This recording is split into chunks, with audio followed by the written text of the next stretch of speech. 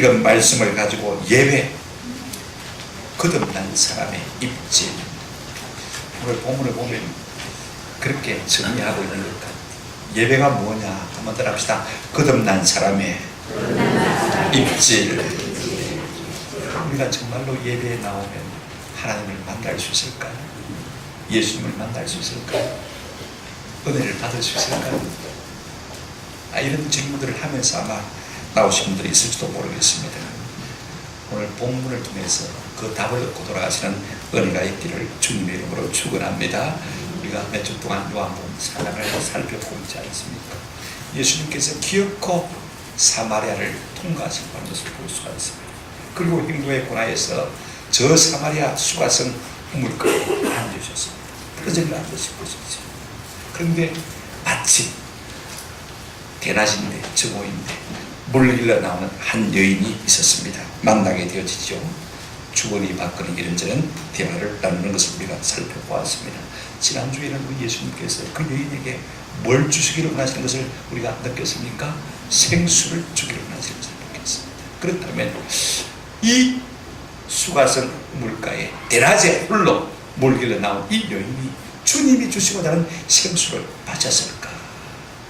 여러분, 마셨을까요? 안 마셨을까요? 대답이 어중간하면요 이렇게 대답하시면 됩니다. 한번 따라합시다. 마시고 있는 중입니다.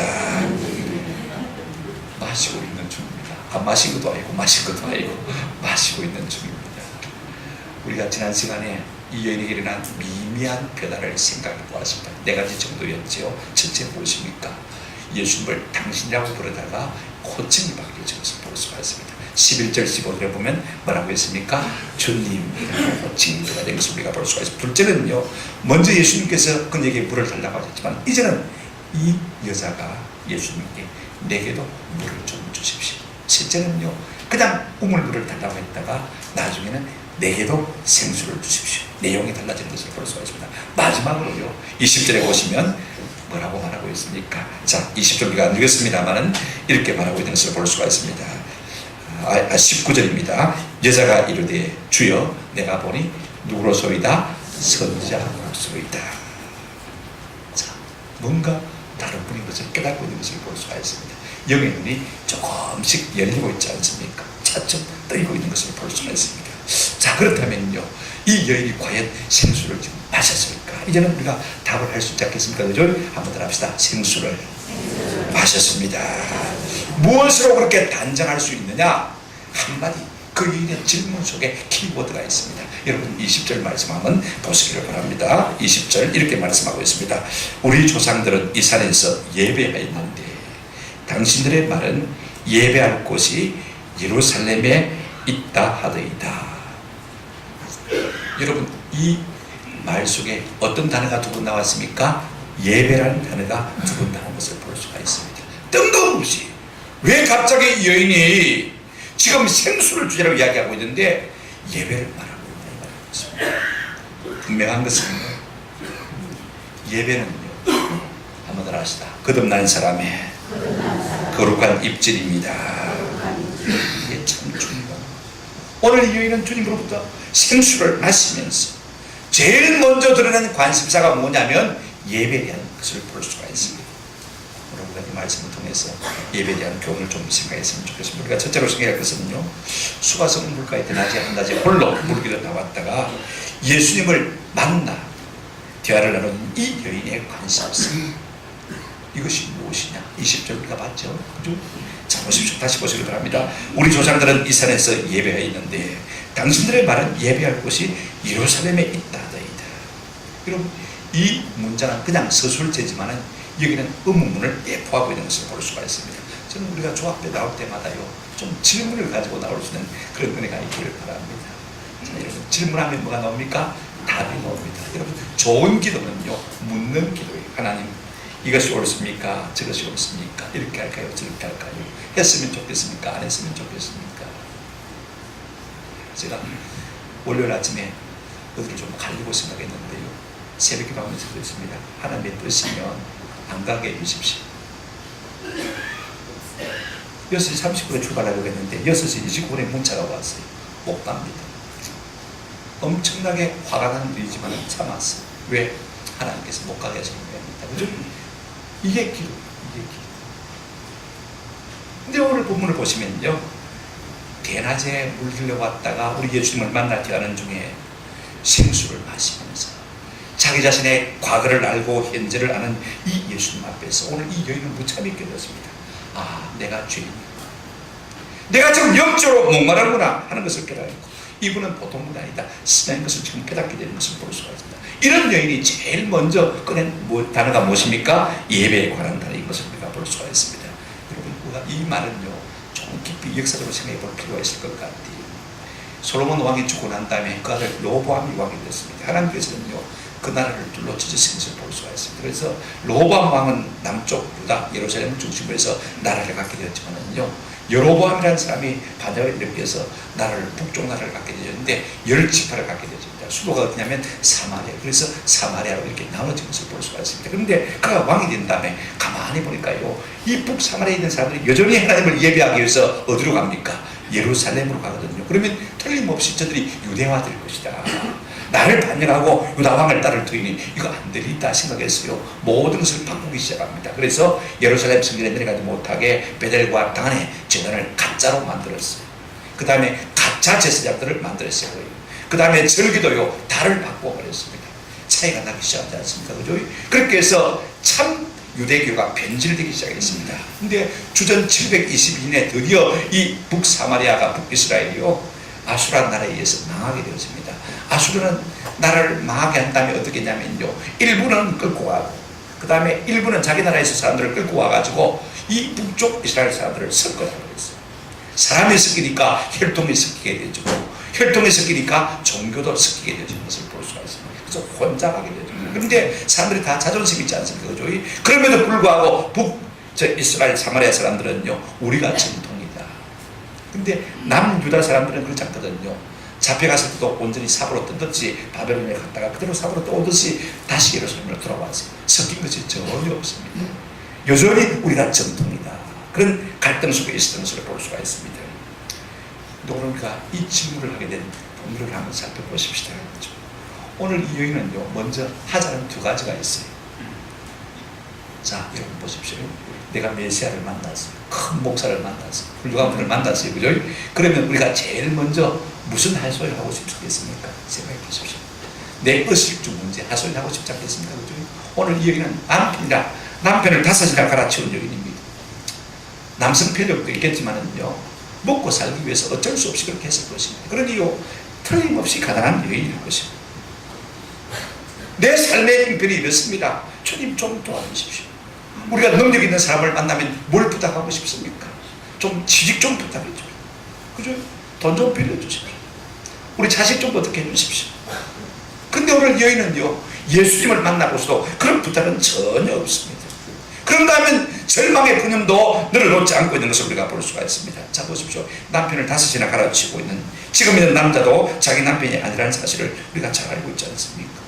어떻게 보면 기구한 문명이고요, 어떻게 보면 참으로 화려하고 불쌍한 여인이고 한많은 여인이고 재반은 사람인 것을 볼 수가 있습니다. 그러니 여러분, 자기 마음속에 어떻게 수치감, 좌절감, 서러움, 죄책감이 없겠습니까? 원망과 한숨과 탄식이 없겠습니까?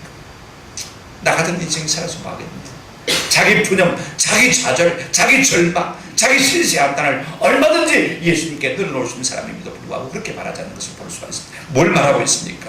자, 보십시오. 바른 예배 장소가 어디인지를 지금 묻고 있는 것을 볼 수가 있습니다. 예수님을 만나면서 자기 자신이 하나님 앞에 어쩔 수 없는 절망적인 죄인 것을 깨닫게 되었고, 이제는 마음속에 예배를 생각하는 것을 볼 수가 있습니다. 좌절과 원망과 절망과 분념 대신에 자신의 문제를 가지고 하나님 앞에 나아가서 예배해야 되겠다고 생각하는 것을 볼 수가 있습니다. 여러분, 자기 인생이 절망덩어리인 것을 아는 사람이요, 내가 죄인이라는 사실을요, 깊이 실감하는 사람은요, 하나님 앞에 예배자로 나올 수밖에 없는 것입니다. 여러분, 처음에 죄를 지으면요, 하나님으로부터 도망쳐요. 그런데 내 죄를 철감하면 철감할수록 하나님 앞에 예배의 자리로 나가고 싶은 것이 인간의 뭐예요? 본능 아닙니까? 그죠? 소망이 없는 자예요. 내가 주님 앞에 나가는 길 외에는 소망이 없습니다. 인생의 밑바닥을 살고 있는 그녀는요, 자신의 죄와 고통을 들고 가서 하소연할 수 있는 그 하나님을 만나는 이것이야말로 가장 큰 관심사였던 것입니다. 누구든지 세상에서 버림받고 기댈 곳이 없는 사람들은요, 하나님의 품을 그리워할 수밖에 없는 것입니다. 내 아버지 집을 사모할 수밖에 없는 것이죠. 그리고 우리 예수님은 그런 사람을 찾아서 만나주시는 것을 볼 수가 있습니다. 오늘 이 여인은요, 바른 예배를 구하는 것을 볼 수가 있습니다. 생수를 마신 자만이 하는 거룩한 입질인 것입니다.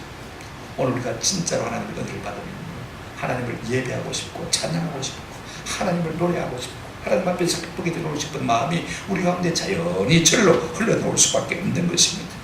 거듭난 사람은요, 반드시 예배를 생각하게 되고 예배를 사모하게 되고 반드시 하나님 앞에 예배하는 사람이 될 수밖에 없는 것입니다. 우리 모두가 이 같은 은혜가 있기를 주님의 이름으로 축원합니다. 누구 목사 때문에 나와서 예배 드려주는 것이 아닙니다.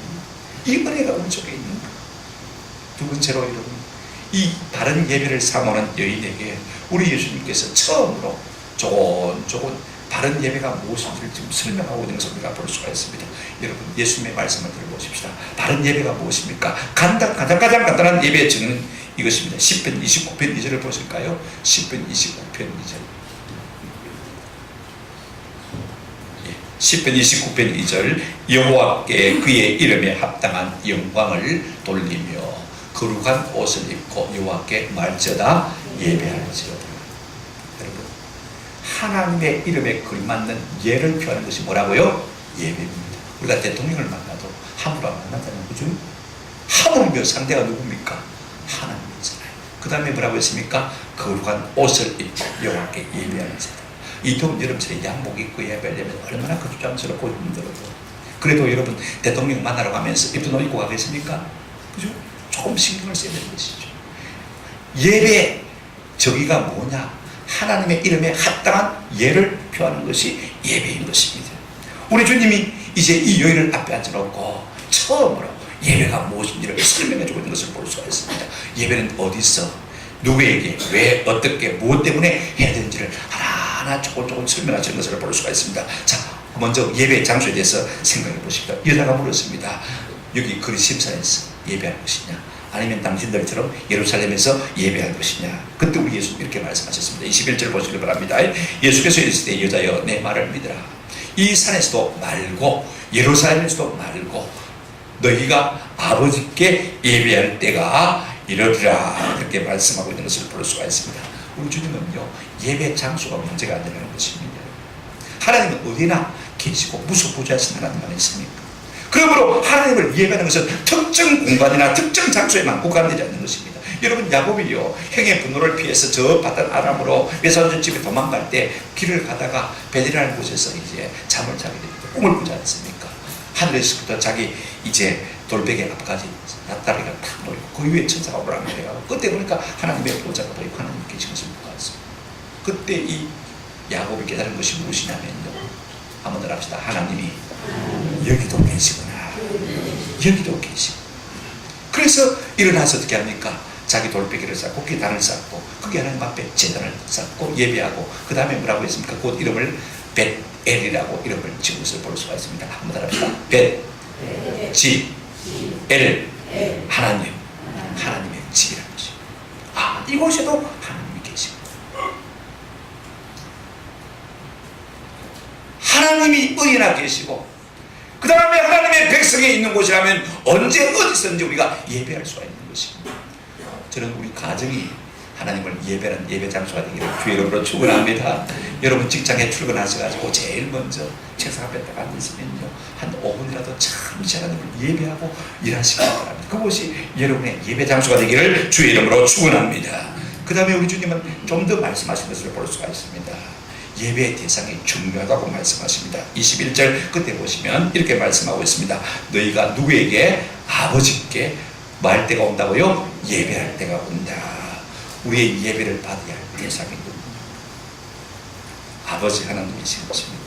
23절 24절을 보시면 아버지를 하나님과 동격으로 말하고 있는 것을 우리가 볼 수가 있습니다. 오늘 우리의 예배를 받으셔야 할 분이 누굽니까? 우리의 아버지. 하나님을 아버지로 모신 사람은요, 하나님을 저절로 예배할 수밖에 없는 것을 볼 수가 있습니다. 그런가 하면 예배의 동기가 무엇일까요? 22절 이렇게 말씀하고 있습니다. 너희는 알지 못하는 것을 예배하고 우리는 아는 것을 예배하노니. 그 다음에 이렇게 말하고 있습니다. 이는 한번 따라합시다. 이는 구원이 유대인에게서 남이라. 우리가 무엇 때문에 예배합니까? 오늘 예배하는 사람들이요, 그냥 관습적으로 종교적으로 예배를 드리겠습니다만 예배하는 이유 동기를 분명히 알 필요가 있습니다. 한번 따라합시다. 이는 구원의 은혜로 말미암아 우리가 예배하는 것입니다. 그러므로 누가 하나님을 예배할 자격이 있는 것입니까? 구원의 감격을 가지고 있는 그 사람이 하나님을 예배할 자격이 있는 것입니다. 나 같은 죄를 하나님이 보셔가지고 사랑하시고 은혜 주셔서 하나님의 자녀 삼아주시고 하나님 백성 삼으시고 죄에서 건져주시고 의가 치유하시고 영원한 생명을 우리에게 안겨주시고 그 주님의 은혜를 생각하면 우리가 하나님을 찬양하지 않을 수가 없는 것입니다. 이것이 구원의 예배의 동기죠. 네 번째, 우리 예수님께서 예배의 방법에 대해서 말씀하고 있는 것을 볼 수가 있습니다. 제가 여러분 성경을 가져오라는 이유가 있습니다. 자, 23절, 24절 보시겠는데요. 여러분, 제가 읽지 않겠습니다만 하나씩 생각하십시다. 24절, 하나님은 영이시니 예배하는 자들이, 그 다음에 여러분 가로에 전에 말씀드렸죠. 반드시 영과 진리로 예배하리라. 그런 거 빠졌죠. 반드시란 말이 빠져있는데 여러분 너라고 전에 말씀을 드린 적이 있습니다. 자, 보십시오. 여러분, 예배는요, 우리 구원받은 성도, 하나님을 아버지라 부르는 하나님의 자녀들이요, 해도 되고 안 해도 되는 그런 옵션의 문제가 아닙니다. 한번 따라서 예배는 반드시 해야 하는 것입니다. 오늘 기분 좋으면 하고 기분 나쁘면 안 하고, 부부싸움하고 오면 막 그냥 가버리고, 그죠? 그 다음에 기분 나쁜 일도 안 하고, 그죠? 몸이 좀 아파도 안 하고. 저는 우리 어머님을 위해서 기도할 때마다 그렇게 기도합니다. 하나님, 돌아가실 때까지 하나님의 성전에 가서 예배할 수 있는 건강만 주십시오. 오늘 아침에도 확인을 해봤어요. 오늘 아침에 교회 가실 수 있겠습니까? 교회는 가겠다. 목이만 한 소리로 예배는 가겠다. 아프다고 포기하고 그런 게 아니죠. 우리 모두가 이런 결정을 좀 가졌으면 좋겠습니다. 하나님, 내가 얼마나 살지 모르지만 그죠? 요양을 해서 3년, 4년, 5년 예배도 못하고 사는 거 참 그게 사는 게 아니지 않습니까? 그죠? 할 수만 있으면 우리가 얼마나 살지 모르지만 하나님 앞에서 예배하다가 하나님 앞에 끝나는 은혜를 주십시오. 왜 그렇습니까? 예배는 성도가 반드시 할 무엇입니까? 필수 사항인 것입니다. 이걸 꼭 기억하시기 바랍니다. 그런데 여러분, 오늘 또 여기서 가만히 보게 되지만요, 예배는 혼자서 드리는 것이 예배가 아닙니다. 자, 보세요. 자, 23절을 보시면 아버지께 참되게 예배하는, 그 다음에 자입니까? 자들입니까? 자들, 들자에다 동그라미 치시고, 그 다음에 23절 또 끝에 보시면 하나님은 이렇게 예배하는 뭘 찾으신다고요? 자들을 찾으신다. 그 다음에 하나는 없죠. 이름 안 보이죠? 24절 끝에 보시면 이렇게 되어 있습니다. 하나님은 영이시니 예배하는 자가 되어 있죠. 그죠? 거기에다가 자들이 이렇게 꽂혀주시기 바랍니다. 자들, 원래는 복수입니다. 근데 그냥 막 계속 복수하다 보니까 그냥 단수로 써버린 것을 볼 수가 있습니다. 세 번이나 예배하는 자들. 여러분, 혼자서 예배하는 것은 기분의 시간이에요. 그죠? 예배는 뭐냐면 구원받은 백성들이 함께 모여서 드리는 예배가 예배입니다. 예배의 정족수가 뭐예요? 한번 따라합시다. 2사람 이상. 마태복음 18장 20절에 보면 두세 사람이라도 내 이름으로 모인 그곳에 내가 어떻게 하겠다고요? 함께 하겠다. 참 중요합니다.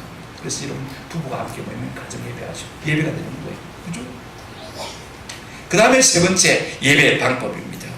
오늘 본문에 보니까 23절, 24절 예배는 어떻게 드려야 됩니까? 영과 진리로 두 번이나 반복해서 나오는 것을 볼 수가 있습니다. 자, 여러분, 영으로 예배한다는 것이 무엇일까요? 성령의 감동을 받아서 예배하는 것을 말하지 않습니까? 그죠?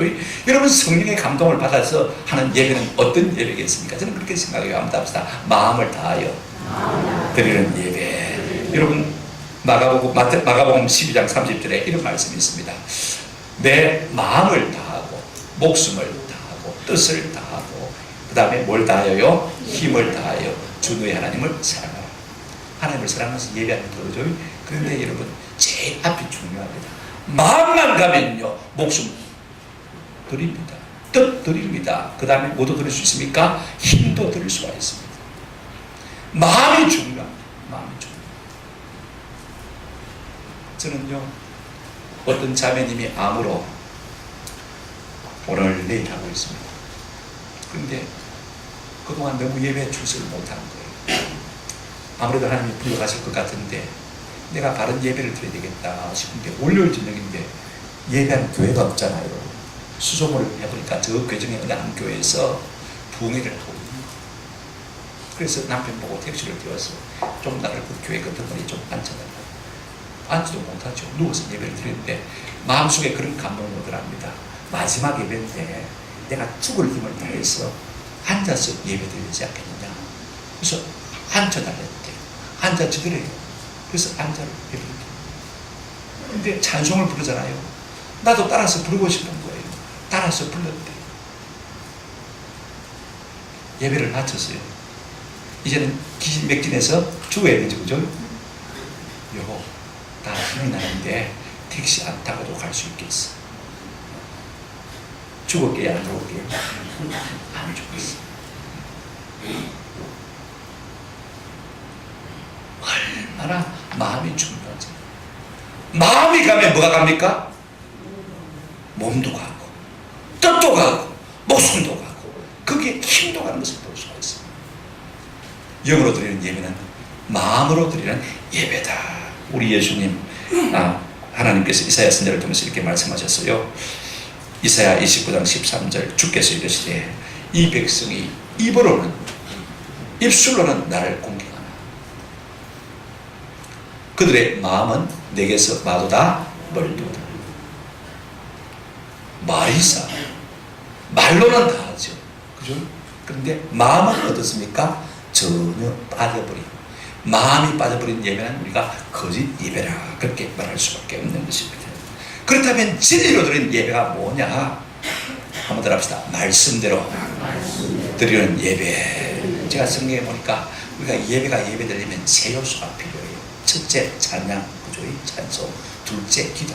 셋째 뭐가 있어야 돼요? 말씀이 있어야 돼요. 이 세 가지는 빠지면 안 돼요. 그 다음에는 있어도 되고 없어도 되지만요. 찬송이 있어야 되고 뭐가 있어야 된다고요? 기도가 있어야 돼요. 그 다음에 뭐가 있어야 돼요? 설교 말씀이 있어요. 말씀이 있어요. 이게 예배 3대 요소. 우리는 예배 시작 전에 한 15분 찬송하고 그 다음에 예배 중에 4곡 찬송은 꼭 부릅니다. 어떤 교회들은 앞에 한 곡, 뒤에 2곡만 부르고 나가요. 제 생각 같아서는 예배 1시간이니까 20분, 30분은 찬송했으면 참 좋겠다. 근데 우리 교회에서 조금 부족한 게 뭐냐면 예배 시간에 기도가 좀 부족해요. 이 설교 마치고 나면 우리가 좀 통성 기도를 제가 빠뜨리다도 목사님 기도하십시다. 이렇게 말씀해 주시기 바랍니다. 좀 강렬한 기도가 있어요. 그래야 예배가 되죠. 그 다음에 설교가 있어요. 저는 개인적으로 혼자 경건의 시간을 갖습니다. 근데 혼자 경건의 시간을 가져도요. 제가 딱 2가지 원칙이 있습니다. 첫째는요, 한번 따라합시다. 시간의 원칙. 10분 내가 경건의 시간 갖고 경건의 시간 가졌다 안 합니다. 1시간 원칙으로 있습니다. 그래야 내가 1시간 내가 경건이죠. 왜 1시간이냐면요. 옛날에 다윗이 성가대를 조직했습니다. 그런데 성가대를 반차를 정하는데 몇 반차를 정하냐면요. 24반차를 정해요. 24조로 만들어요. 성가대를 갖다가. 그래가지고 하루가 몇 시간이에요? 24시간. 1시간씩 하나님을 찬양하는 것을 볼 수가 있어요. 아, 그렇구나. 기본 단위가 1시간이에요. 그래서 제 마음은 그렇게 정했어요.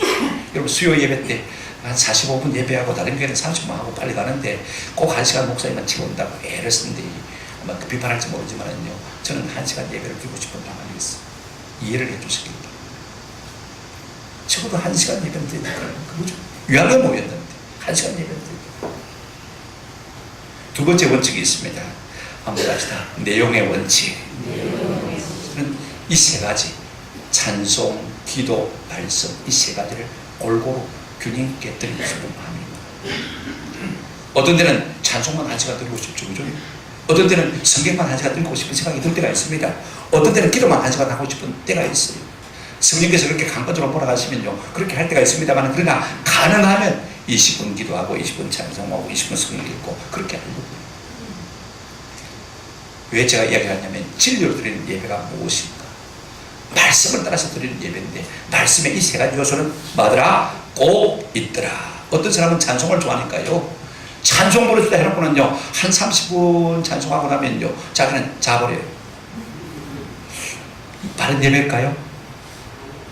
어떤 사람은 내가 찬송 별로 안 좋아하니까 막 노래 쉽고 입 닦아도 쉽고 그죠? 찬송 부르는 자다가 설교 시간에 듣고 합니다. 그죠? 이것도 바른 예배일까요? 말씀대로 드리는 예배가 바른 예배. 근데 여러분, 이 예배가 일방적으로 우리가 하나님 앞에 드리기만 하는 것이냐? 그러면 좀 섭섭하잖아요. 그죠? 근데 우리 하나님께서 놀라운 말씀을 하고 계신 것을 볼 수 있습니다. 예수님께서, 자, 여러분 23절 끝에 보시길 바랍니다. 이런 말씀이 있습니다. 자, 아버지께 참되게 예배하는 자들은 영과 진리로 예배할 때가 많이 곧 있더라. 아버지께서는 자기에게 이렇게 바르게 영과 진리로 예배하는 자들을 마신다고요? 찾으십니다. 우리가 좋은 의미에서 찾는다고 할 때요, 왜 찾는 것입니까? 필요하니까 찾는 거예요. 그죠? 니 좀 못나, 그죠? 필요하니까 찾는 거예요. 그 다음에 둘째로 좋아하니까 찾는 거예요. 그죠? 그 다음에 셋째로, 여러분 왜 찾습니까? 제 같으면요, 뭘 주고 싶어서 부르는 것입니다. 맞습니까? 좋은 의미로 찾는다고 할 때 말입니다. 여러분, 우리가 하나님을 예배하면요, 하나님께서는요, 우리를 기뻐하시고 좋아하시고 무엇인지 우리에게 주시기를 원하시는 줄로 믿습니다. 왜? 예배는 하나님 앞에 기쁨이 되기 때문에 그런 자들을 하나님이 찾으시고 좋은 것을 주시기를 원하는 것을 볼 수가 있습니다. 무엇으로 그렇게 말할 수가 있습니까? 우리가 역대하 16장 9절 말씀에 보시면 이런 말씀이 있습니다. 여호와의 눈은, 하나님은 눈을 가지신 분입니다. 온 땅을 두루마사 감찰하사, 그 다음에 전심으로 자기에게 향하는 자들을 위하여. 전심으로 자기를 향하는 자가 누굽니까? 예배하는 자네요. 그런 사람에게 뭘 주시기를 원하십니까? 능력을 베푸시기를 원하시는 것입니다. 하나님의 주신 능력이 우리 가운데 있다면요, 험한 세상 얼마든지 승리할 수 있는 것이죠. 내가 꼭 돈이 많아야 승리할 수 있는 것입니까? 높은 지위에 있어야 승리할 수 있는 것입니까? 그런 건 아니지 않습니까? 하나님이 힘주시면 내가 어떤 저주와 어떤 형편에 있든지 간에 죄를 이기고 사망을 이기고 사단을 이기는 능력과 권세를 우리가 가지게 될 줄로 믿습니다. 우리 예수님이 말씀하시는 예배는 단순히 장소의 문제가 아닙니다. 단순히 절차의 문제가 아닙니다. 여러분, 우리가 뭐 휴일 되시면요, 등산 좋아하시는 분 등산하고, 낚시 좋아하시는 분 낚시하고, 골프 좋아하시는 분 골프하고, 바둑 좋아하시는 분. 그래서 다 산으로 들러 나가지 않습니까? 그죠? 왜냐하면 이것을 좋아하는 사람들은요, 그것이 주는 무엇을 예배하는 것입니까? 골프 치는 거 재밌잖아요. 즐거움 있잖아요. 그죠? 그 즐거움을 예배하는 것입니다. 여러분, 투자나 사업이나 주식시세나 땅값에 관심을 갖고 있다면요, 그것이 주는 이 돈에 관심을 갖고 있는 것입니다. 그걸 예배하는 것입니다. 명예, 인기, 권력, 여기에 모든 것을 그렇다면요, 명예와 권력을 예배하고 있는 것입니다. 요즘 젊은 사람들은 자기가 좋아하는 연예인이 죽으면요, 자기가 죽으라고 그러지 않습니까? 자기 삶도 끝났다고 여기는 것입니다. 그렇다면 그 사람은 바로 그 사람을 예배하고 있는 것을 볼 수가 있습니다. 이처럼 우리가 무엇을 예배한다는 것은요, 그것이 내 삶의 의미와 가치를 준다고 생각하기 때문에 그것을 숭상하고 그것을 예배하는 것을 볼 수가 있습니다. 그렇다면 오늘 우리가 하나님을 예배하는 것은 무엇을 의미하는 것입니까? 하나님이야말로 내 삶의 최고의 가치를 가지시고 최고의 의미를 가지신 분이라고 인정하기 때문에 그렇게 하나님을 예배하는 것입니다. 하나님을 예배하는 자는요, 입으로는 아무리 하나님이 내 삶의 최고라 할지라도 그렇게 사는 사람입니까? 안 사는 사람입니까? 그렇게 안 사는 사람입니다. 기갈 필요가 있는 것입니다. 근데 놀라운 것은요, 이 예배에 대한 놀라운 진리를 예루살렘 제사장들에게 우리 주님께서 말씀하신 것이 아닙니다. 예루살렘 랍비 누에게 이 말씀을 가르쳐 주신 것이 결단이 아닌 것입니다. 지금 상대가 누구예요? 이방 사마리아 여인입니다. 그것도 여인이, 죄 많은 여인. 죄 많은 한 여인을 앉혀놓고 이 놀라운 진리를 말씀하셨다는 것입니다. 이방인이고 여인이고 죄인입니다. 그만큼 우리 예수님은 죄인된 인생이라 할지라도 예수 믿고 구원받아 하나님을 바르게 예배하는 예배자가 되기를 소원하시는 그와 같은 열정을 안고 이 말씀을 하시는 줄로 믿습니다. 얼마나 고마우신 분. 세 번째로, 이런 대화들이 일어난 다음에 이 여인의 반응과 우리 주님의 반응이 무엇인지를 좀 살펴보십시오. 자기 고백이 나오는 것을 볼 수 있고, 그 다음에 우리 예수님의 자기 선언이 나오는 것을 볼 수가 있습니다. 여인은요, 내가 지금도 메시아를 기다립니다 라고 자기 고백을 했고, 우리 예수님은 뭐라고 고백했습니까? 내가 곧 메시아다 라고 말씀하신 것을 볼 수가 있습니다. 먼저 우리가 여인의 실행 고백을 좀 살펴보십시다. 25절 보시길 바랍니다. 25절. 여자가 이르되 메시아 곧 그리스도라 하시던 이가 오실 줄을 내가 아노니 그가 오시면 모든 것을 우리에게 알려주시리라. 비록 죄만 한 많은 여인이지만 그 마음속에 누구를 기다리고 있습니까? 메시아, 그분을 사모하고 있는 것을 볼 수가 있어요. 여러분, 이런 사람이 진짜 예배자. 내가 와 어땠어? 이런 사람이 아니라 정말로 하나님 앞에서 절망덩어리인 것을 깨달은 인생이 진짜 하나님을 바로 예배할 수 있는 거죠. 내가 죄인인 모습을 바로 깨달으면요, 그런 사람들은 하나님을 예배하지 않고는 견딜 수가 없는 것입니다. 우리 하나님은요, 이런 사람에게 어디를 보십니다. 10편 107편 9절, 그가 사모하는 영혼에게 만족을 주시며 줄인 영혼에게 좋은 것으로 채워주십니다. 할렐루야. 그런 은혜가 있는 것입니다. 오늘 이 여인에 우리 예수님께서 어떤 만족을 주시고 계십니까? 자, 우리 예수님께서 이 고백을 들으시고요, 26절에 이렇게 말씀하신 것을 볼 수가 있습니다. 같이 한번 읽어보십시오. 시작. 예수께서 이르시되 네게 말하는 내가 그러하시다. 여자야, 내가 바로 메시아다. 내가 바로 곧 그리스도다. I am the Messiah. 내가 메시아다. 실로 매 같은 것 없습니다. 우리 예수님은 유대인 누구에게 이런 말씀을 하신 적이 없어요. 자기가 메시아인 것을 드러내 말씀하신 적이 없어요. 그런데 이 죄 많은 빈철한 여인에게 자신이 누구이신지를 바로 정직하게 가감 없이, 예고 없이, 주저함 없이, 조금도 망설임 없이 나타내 보이고 있는 것입니다. 사모하는 영혼에게 좋은 것으로 만족해 하시기를 기뻐하시는 주님이신 것입니다. 요한복음 14장 21절에 참 귀한 말씀이 있습니다. 나의 계명을 가지고 지키는 자라야 나를 사랑하는 자니. 그 다음 말씀 여러분 보십시다. 나를 사랑하는 자는 내 아버지께 사랑을 받은 것이다. 나도 그를 사랑하여 그에게 나를 말이라 나타내리라. 할렐루야. 여러분, 주님을 만나고 싶습니까? 주님을 경험하고 싶습니까? 주님을 뜨겁게 사랑하시는 은혜가 있기를 주의 이름으로 축원합니다.